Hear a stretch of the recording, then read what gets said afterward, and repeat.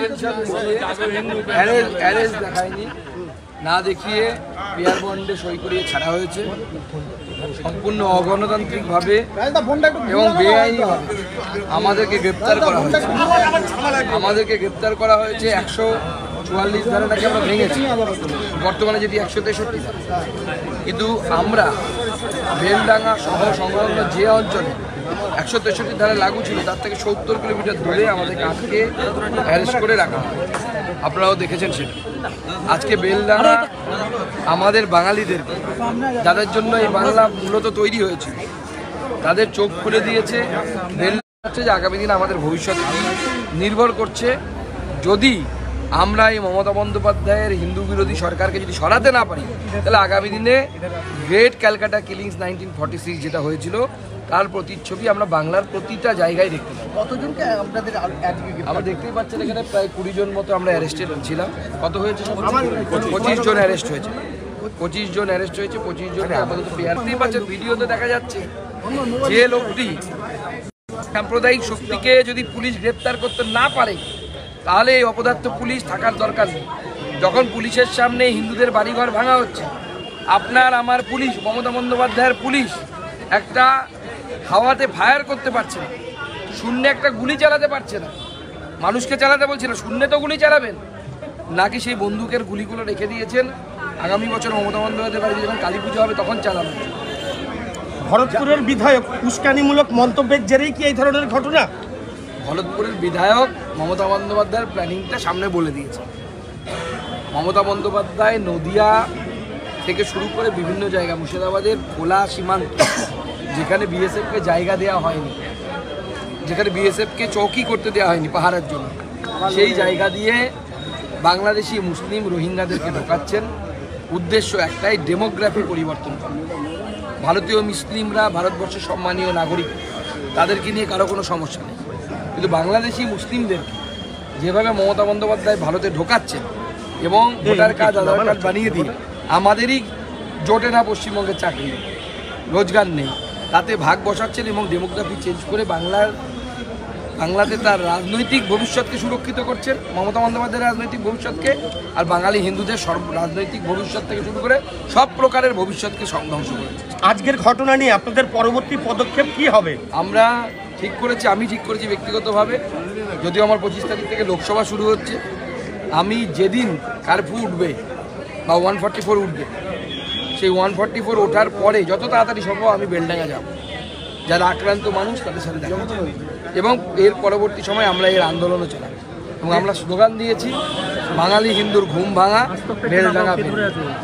দাদা, একাধিক তৃণমূল নিজেদের এটা কি বাকযুদ্ধ না?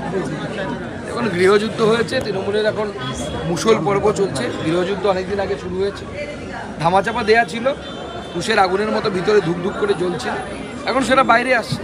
কিন্তু গুলি চলছে, সবে চলতে শুরু হয়েছে গুলি। কলকাতার মতো জায়গায়, যাকে মমতা বন্দ্যোপাধ্যায় তথ্য লুকিয়ে ভারতবর্ষের সেফ সিটি তৈরি করেছে, সেই জায়গায় গুলি চলেছে একজন কাউন্সিলর।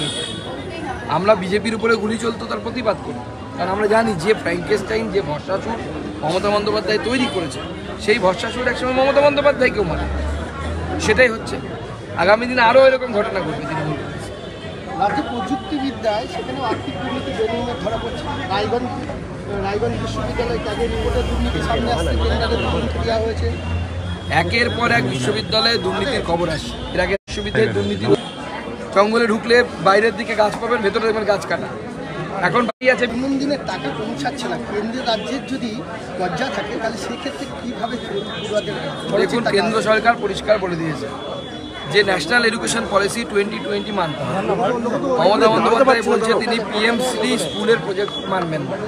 এইভাবে তো চলতে পারে না। কেন্দ্র টাকা দেবে, ওর প্রকল্পের 60%-এরও বেশি টাকা কেন্দ্রে, আর রাজ্য সরকার কেন্দ্রের শর্ত মানবেন, এটা চলতে পারে না।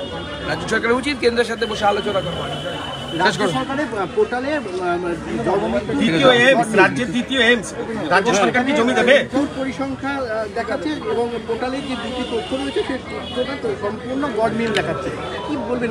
না, গড়মিল তো থাকবে। গড়মিল করেই তো এই মমতা বন্দ্যোপাধ্যায়ের ভোট ব্যাংক যারা, তাদের 14-15 বছরের ছেলেদের নাম ভোটে তুলে দেওয়া হয়, প্রত্যেকবার ধরা পড়ে। নতুন তো কিছু নয়। রাজ্যের দ্বিতীয় অংশের জায়গা কি পাওয়া যাবে? পুলিশকে পলিটিক্যাল পুলিশে পরিণত করেছে, রাজনৈতিক পুলিশে পরিণত করেছে। চলুন চলিয়ে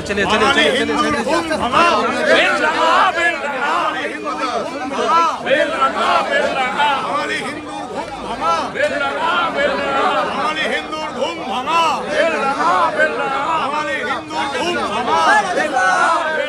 জেহাদিদের চামড়া তুলে দেব আমরা, জেহাদিদের চামড়া তুলে দেব আমরা, জেহাদিদের চামড়া তুলে দেব আমরা, জেহাদিদের চামড়া তুলে দেব আমরা।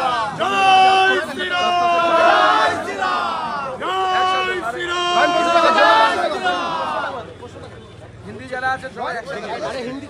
आज सड़क से आपको पकड़ के लाई पुलिस।